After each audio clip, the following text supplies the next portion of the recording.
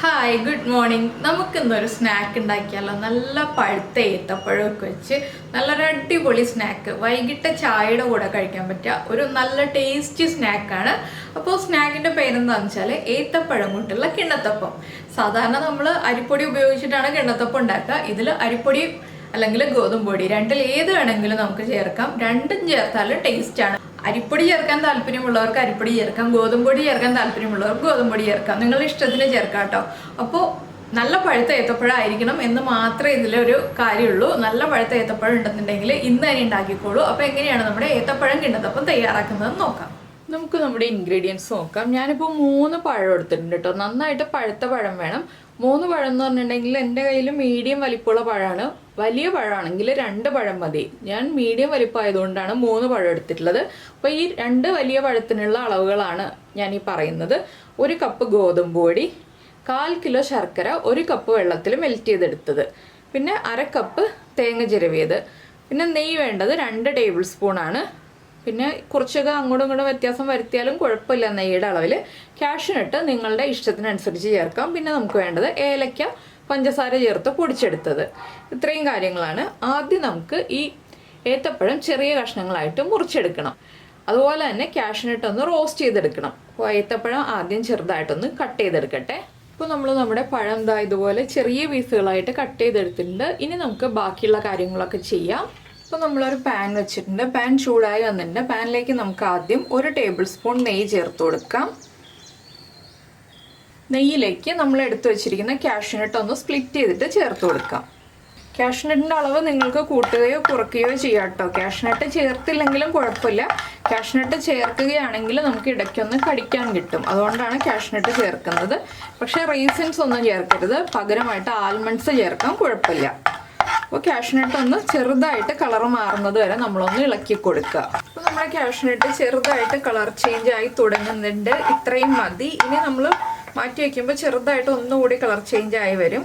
ഈ ഒരു കളർ ആകുമ്പോൾ തന്നെ ഞാൻ മാറ്റാണ് കേട്ടോ. എനിക്ക് ഒരുപാട് റോസ്റ്റ് ആവുന്നത് ഇഷ്ടമല്ല. അതുകൊണ്ടാണ്. നിങ്ങൾക്ക് കുറച്ചുകൂടി റോസ്റ്റ് ആവണമെങ്കിൽ റോസ്റ്റ് ആക്കി എടുക്കാം. ഞാൻ ഇനി ഈ സെയിം പാനിലേക്ക് തന്നെ നമ്മൾ കട്ട് ചെയ്ത് വെച്ചിരിക്കുന്ന പഴം ചേർക്കുകയാണ്.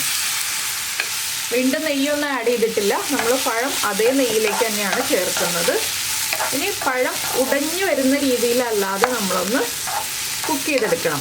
നന്നായിട്ട് നെയ്യിലൊന്ന് വഴറ്റിയെടുക്കണം. ഒരുപാട് ഉടഞ്ഞു പോകരുത്. എന്നാൽ പഴം ഒന്ന് ആ നെയ്യുമായിട്ട് മിക്സായി കുക്കായി വരികയും ചെയ്യണം. അപ്പോൾ നമ്മൾ പഴം ഇളക്കാൻ തുടങ്ങിയിട്ട് ഒരു 2-3 മിനിറ്റ് കഴിഞ്ഞു. പഴം ഇത് കണ്ടോ നന്നായിട്ട് കുക്കായി മിക്സായി വന്നിട്ടുണ്ട്. ഉടഞ്ഞു പോയിട്ടില്ല. ഇതിലേക്ക് നമ്മൾ എടുത്തു വെച്ചിരിക്കുന്ന 1/2 കപ്പ് തേങ്ങ ചിരവിയത് ചേർക്കാം. തേങ്ങ ചിരവിയതും ഇനി പഴത്തിൻ്റെ കൂടെ ചേർത്ത് നന്നായിട്ടൊന്ന് മിക്സ് ചെയ്യുക. ഒരുപാട് കുക്ക് ചെയ്യേണ്ട ആവശ്യമില്ല കേട്ടോ. പഴത്തിലേക്ക് നന്നായിട്ടൊന്ന് മിക്സ് ചെയ്ത് വന്നാൽ മതി. ഇതിലേക്ക് നമ്മൾ നേരത്തെ റോസ്റ്റ് ചെയ്ത കാഷ്യൂനട്ട് ചെറുതായിട്ട് കട്ട് ചെയ്തെടുത്തിട്ടുണ്ട്. അതും ചേർത്ത് കൊടുക്കാം. 1 ടേബിൾ സ്പൂണും കൂടി നെയ്യ് ചേർത്ത് കൊടുക്കാം. ഇനി ഇതെല്ലാം ചേർത്ത് ഇളക്കി ഒന്ന് മിക്സ് ചെയ്യുക. ആ നെയ്യും കാഷ്യൂനട്ടും തേങ്ങയും എല്ലാം ഒന്നുകൂടി ഒന്ന് മിക്സ് ആവണം. ഇതൊരു 1/2 മിനിറ്റ് സമയം മതി. എല്ലാം ഒന്ന് മിക്സായി കിട്ടിയാൽ മതി. അപ്പോൾ നിങ്ങൾ ശർക്കരപ്പാനി റെഡിയാക്കുമ്പോൾ ശർക്കരപ്പാനിയുടെ ചൂട് നന്നായിട്ട് മാറിയിട്ട് വേണം നമ്മൾ മിക്സ് ചെയ്തെടുക്കാനായിട്ട്. ചൂടോടെ ശർക്കരപ്പാനി ഒരിക്കലും ആഡ് ചെയ്യരുത് കേട്ടോ. അത് പ്രത്യേകം ശ്രദ്ധിക്കേണ്ട ഒരു കാര്യമാണ്. അതുപോലെ തന്നെ പഴത്തിൻ്റെ കളറ് മാറിപ്പോവുകയും ചെയ്യരുത്. പഴം കുക്കായിട്ട് കളറ് മാറിപ്പോവരുത്. ഇപ്പോൾ അതാ റെഡി ആയിട്ടുണ്ട്. ഞാൻ ഫ്ലെയിം ഓഫ് ചെയ്യാണ്. തേങ്ങയും കാഷ്യൂനട്ടും നെയ്യും പഴവും എല്ലാം ചേർന്ന് നന്നായിട്ട് മിക്സായി വന്നിട്ടുണ്ട്. ഇനിയിപ്പോൾ നമുക്കിത് ഈ പാനിൽ തന്നെ വയ്ക്കാം, ഇല്ലെങ്കിൽ വേറെ പ്ലേറ്റിലേക്ക് മാറ്റി വയ്ക്കാം. നമുക്ക് നമ്മുടെ ബാറ്റർ റെഡിയാക്കി എടുക്കാം. ഇപ്പോൾ നമ്മൾ നമ്മുടെ ഗോതമ്പ് പൊടി ഒരു ബൗളിലേക്ക് മാറ്റിയിട്ടുണ്ട്. നമുക്ക് മിക്സ് ചെയ്യാൻ വലിപ്പത്തിൽ കുറച്ച് വലിയ ബൗൾ എടുക്കുക. ഇതിലേക്ക് നമുക്ക് ആദ്യം 1 പിഞ്ച് ഉപ്പ് ചേർക്കാം. നമ്മുടെ മധുരം ഒന്ന് ബാലൻസ് ചെയ്യാനാണ് നമ്മൾ 1 പിഞ്ച് ഉപ്പ് ചേർക്കുന്നത്. ഇതിലേക്ക് നമുക്കിനി നമ്മുടെ ശർക്കരപ്പാനി ചേർത്തിട്ട് ഒന്ന് നല്ല ലൂസ് ബാറ്ററാക്കി എടുക്കാം. ഒരുപാട് തിക്കും അല്ല, ഒരുപാട് ലൂസും അല്ലാത്ത രീതിയിൽ ഈ ഒരു ബാറ്റർ റെഡിയാക്കി എടുക്കാം. അപ്പോൾ ഞാൻ ശർക്കരപ്പാനി ഒരു 1/4 ഭാഗം ഒഴിച്ചു കൊടുക്കുകയാണ്. അരിച്ചെടുത്തിരിക്കുന്ന ശർക്കരപ്പാനിയാണ് കേട്ടോ. ഇനി ഇത് നമുക്ക് ഒരു വിസ്ക് യൂസ് ചെയ്തിട്ട് നന്നായിട്ടൊന്ന് മിക്സ് ചെയ്തെടുക്കാം. മുഴുവൻ ശർക്കരപ്പാനിയും ചേർക്കുകയാണ്.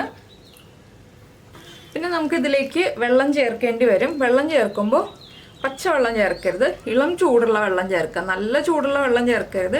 അപ്പോൾ ഞാൻ ഇതിലേക്ക് ഒരു 1/4 ഗ്ലാസ് ചൂടുവെള്ളം എടുത്ത് വെച്ചിട്ടുണ്ട്. അപ്പോൾ നമ്മുടെ ബാറ്റർ ഇപ്പോൾ കണ്ടോ അത്യാവശ്യം ഒരു തിക്നെസ്സിൽ, ഒരു മീഡിയം തിക്നെസ്സിൽ റെഡിയായി വന്നിട്ടുണ്ട്. ഇനി നമുക്കിതിലേക്ക് നമ്മുടെ പഴത്തിൻ്റെ മിക്സ് ചേർക്കാം. അതിന് മുൻപായിട്ട് 1/2 ടീസ്പൂൺ ഏലക്ക പഞ്ചസാര ചേർത്ത് പൊടിച്ചത്. ഇതിലേക്ക് നമ്മൾ റെഡിയാക്കി വെച്ചിരിക്കുന്ന പഴത്തിൻ്റെ മിക്സ് ഇത് ചേർത്തിട്ട് ഒന്ന് മിക്സ് ചെയ്യുക. മിക്സ് ചെയ്യാൻ കുറച്ച് ബുദ്ധിമുട്ടായിരിക്കും. എന്താണെന്ന് വെച്ചാൽ നമുക്ക് കുറച്ചുകൂടി വെള്ളത്തിൻ്റെ അളവ് വേണമെന്ന് ഞാൻ പറഞ്ഞല്ലോ. കുറച്ചുകൂടി ലൂസാകാനായിട്ട് നമുക്ക് ഇളം ചൂടുവെള്ളം ചേർത്ത് കൊടുക്കാം. ചൂടുവെള്ളം ചേർത്തിട്ട് നന്നായിട്ടൊന്ന് വീണ്ടും മിക്സ് ചെയ്തെടുക്കുക. ഈ ഒരു ബാറ്റർ ഒരുപാട് ലൂസായി പോരുത് കേട്ടോ. ഒരുപാട് ലൂസായി പോയിട്ടുണ്ടെങ്കിൽ നമുക്ക് കുക്കിംഗ് ടൈം വല്ലാതെ വ്യത്യാസം വരും. തിക്നെസ് കൂടിയാലും കുക്കിംഗ് ടൈമിൽ വ്യത്യാസം വരും. അപ്പോൾ ഒരു മീഡിയം കൺസിസ്റ്റൻസിയിൽ നമ്മൾ ഈ ഒരു ബാറ്റർ റെഡിയാക്കി എടുക്കുക. ഞാനൊരു 1/4 കപ്പും കൂടി വെള്ളം ചേർക്കുന്നുണ്ട്. അപ്പോൾ ആകെ 1.5 കപ്പാണ് ഞാൻ വെള്ളം യൂസ് ചെയ്തിട്ടുള്ളത്. ശർക്കര മെൽറ്റ് ചെയ്യാനും ഇപ്പോൾ ചേർത്തതും കൂടി 1.5 കപ്പാണ് വെള്ളം യൂസ് ചെയ്തിട്ടുള്ളത് കേട്ടോ. 1.5 കപ്പ് വെള്ളം മതി. അപ്പോൾ നമ്മൾ ശർക്കര മെൽറ്റ് ചെയ്യാനായിട്ട് 1.5 കപ്പ് വെള്ളം എടുത്താലും മതി. അല്ലെങ്കിൽ ഇതുപോലെ നമുക്ക് വേണ്ടി വരുമ്പോൾ വെള്ളം ചേർത്ത് കൊടുത്താലും മതി. ഇപ്പോൾ നമ്മുടെ ബാറ്റർ ഉണ്ടോ വല്ലാതെ തിക്കുമല്ല വല്ലാതെ ലൂസും അല്ലാത്ത രീതിയിൽ ഇതുപോലെ മുറിഞ്ഞ് വീഴുന്ന രീതിയിൽ ഈ ഒരു തിക്നെസ്സിലാണ് നമ്മൾ റെഡിയാക്കി എടുക്കേണ്ടത്. ഇനി ചെയ്യേണ്ട കാര്യം എന്താണെന്ന് വെച്ചാൽ നമ്മളൊരു കേക്ക് ടിന്നിലോ സ്റ്റീൽ പ്ലേറ്റിലോ നെയ്യ് തടവിയിട്ട് നമ്മൾ ഏത് പാത്രത്തിലാണോ സ്റ്റീം ചെയ്തെടുക്കാൻ പോകുന്നത് ആ പ്ലേറ്റിൽ നെയ്യ് തടവിയിട്ട് നമുക്ക് സ്റ്റീം ചെയ്യാൻ വയ്ക്കാം. അപ്പോൾ ഞാനിവിടെ ഒരു കേക്ക് ടിന്നാണ് എടുത്തിരിക്കുന്നത്. അപ്പോൾ കേക്ക് ടിൻ്റെ അടിഭാഗത്ത് നമ്മൾ നേരത്തെ റോസ്റ്റ് ചെയ്തെടുത്ത കാഷ്യൂനട്ട് ഉണ്ടല്ലോ അത് 4-5 എണ്ണം വെച്ചിട്ടുണ്ട് കേട്ടോ. നെയ്യ് തടവിയിട്ട് ഒരു ബട്ടർ പേപ്പർ വെച്ചിട്ടുണ്ട്. അതിന് മുകളിലായിട്ടാണ് നമ്മുടെ കാഷ്യൂനട്ട്സ് വെച്ചിട്ടുള്ളത്. ഇതൊക്കെ നമ്മൾ ജസ്റ്റ് ഒന്ന് ഗാർണിഷ് ചെയ്യാൻ വേണ്ടി വയ്ക്കുന്നു എന്നേ ഉള്ളൂ. സ്റ്റീമർ ഞാൻ വച്ചിട്ടുണ്ട്. അപ്പോൾ നമുക്കിനി ഈ ഒരു ബാറ്റർ കിണ്ണത്തപ്പത്തിൻ്റെ ബാറ്റർ നമുക്കിതിലേക്ക് ഒഴിച്ചു കൊടുക്കാം.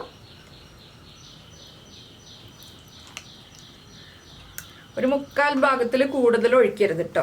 ഇത് നമ്മുടെ സാധാരണ നമ്മൾ വീട്ടിൽ ഉണ്ടാവുന്ന റൗണ്ട് സ്റ്റീൽ പാത്രമില്ലേ അതിലെടുത്താലും മതി. ഇല്ലെങ്കിൽ നിങ്ങൾക്ക് ഇഷ്ടമുള്ള ഷേപ്പുള്ള പാത്രത്തിൽ എടുക്കാം. ഇനി നമുക്കിത് ഒരു 25 മിനിറ്റ് ആവി നന്നായിട്ട് വന്നു കഴിഞ്ഞിട്ട് നന്നായിട്ട് ആവി വന്നു കഴിയുമ്പോൾ 25 മിനിറ്റ് മീഡിയം ഫ്ലെയിമിൽ വെച്ചിട്ട് കുക്ക് ചെയ്തെടുക്കുക. ആവി വന്നതിന് ശേഷമുള്ള ടൈമാണ് ഞാൻ 25 മിനിറ്റ് പറയുന്നത്. അപ്പോൾ 25 മിനിറ്റ് കഴിഞ്ഞിട്ട് ചൂട് കംപ്ലീറ്റ് മാറി കഴിഞ്ഞിട്ടേ നമ്മളിത് കട്ട് ചെയ്യാൻ പാടുള്ളൂ.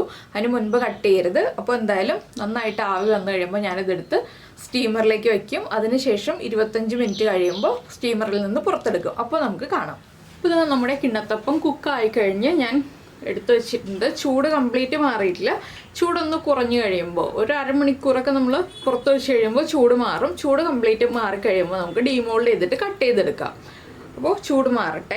അപ്പോൾ നമ്മുടെ കിണ്ണത്തപ്പം എന്താ ചൂടൊക്കെ മാറി വന്നിട്ടുണ്ട്. നമുക്കൊന്ന് ഡീമോൾഡ് ചെയ്തെടുക്കാം. പതുക്കെ നമ്മുടെ ഈ ബട്ടർ പേപ്പർ ഒന്ന് അനക്കി കൊടുക്കുക. അതിനുശേഷം നമുക്ക് എളുപ്പത്തിൽ തന്നെ ഡീമോൾഡ് ചെയ്തെടുക്കാം. എല്ലാ സൈഡും ഒന്ന് വിടിയിച്ചെടുക്കാം കേട്ടോ. ഇനിയിപ്പോൾ ഞാനൊരു പ്ലേറ്റിലേക്ക് മാറ്റാൻ പോവാണ്.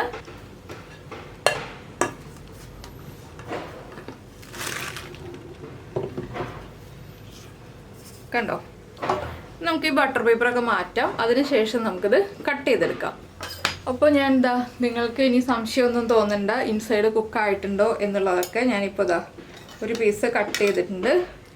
ഇത് കണ്ടോ കറക്റ്റായിട്ട് ഇൻസൈഡൊക്കെ കുക്കായി വന്നിട്ടുണ്ട്. അപ്പോൾ എല്ലാവരും ഈ ഒരു റെസിപ്പി ട്രൈ ചെയ്തിട്ടില്ലെങ്കിൽ ഉറപ്പായിട്ടും ട്രൈ ചെയ്ത് നോക്കിക്കോളൂ. ഗോതമ്പ് പൊടിയും പഴമാണ്. ഹെൽത്തി ആയിട്ടുള്ള റെസിപ്പിയാണ്. ആവിയിൽ വേവിക്കുമ്പോൾ എല്ലാ പ്രായക്കാർക്കും കഴിക്കാൻ പറ്റുന്ന റെസിപ്പിയാണ്. അപ്പോൾ നിങ്ങളെല്ലാവരും ട്രൈ ചെയ്ത് നോക്കിയിട്ട് കമൻറ്റ് ചെയ്യാൻ മറന്നു പോരുത് കേട്ടോ. അതുപോലെ എന്നെ ഇഷ്ടമായി എന്നുണ്ടെങ്കിൽ ലൈക്ക് ചെയ്യാനും മറന്നു പോരുത്. അപ്പോൾ നമ്മുടെ ചാനൽ ആദ്യമായിട്ട് കാണുകയാണെങ്കിൽ നമ്മുടെ വീഡിയോ പ്രസൻറ്റ് ചെയ്യുന്ന രീതിയൊക്കെ ഇഷ്ടമായി എന്നുണ്ടെങ്കിൽ നമ്മുടെ ചാനലൊന്ന് സബ്സ്ക്രൈബ് ചെയ്ത് സപ്പോർട്ട് ചെയ്യണേ. സബ്സ്ക്രൈബ് ചെയ്യുന്നതിന് ഈ വീഡിയോയുടെ താഴെയുള്ള റെഡ് സബ്സ്ക്രൈബ് ബട്ടൺ ഒന്ന് ക്ലിക്ക് ചെയ്യുക. ആൻഡ് റൈറ്റ് സൈഡിലുള്ള ബെല്ലൈക്കണും ക്ലിക്ക് ചെയ്യുക. അപ്പോൾ ഓൾ എന്ന് പറഞ്ഞിട്ടൊരു ഓപ്ഷൻ കാണാം. ആ ഓളും കൂടി പ്രസ് ചെയ്തിട്ടുണ്ടെങ്കിൽ ഞാൻ എപ്പോഴും വീഡിയോ അപ്ലോഡ് ചെയ്യുമ്പോൾ നിങ്ങൾക്ക് നോട്ടിഫിക്കേഷൻ വരും. അപ്പോൾ നമുക്ക് നമ്മുടെ അടുത്ത റെസിപ്പിയുമായിട്ട് അടുത്ത ദിവസം വീണ്ടും കാണാം.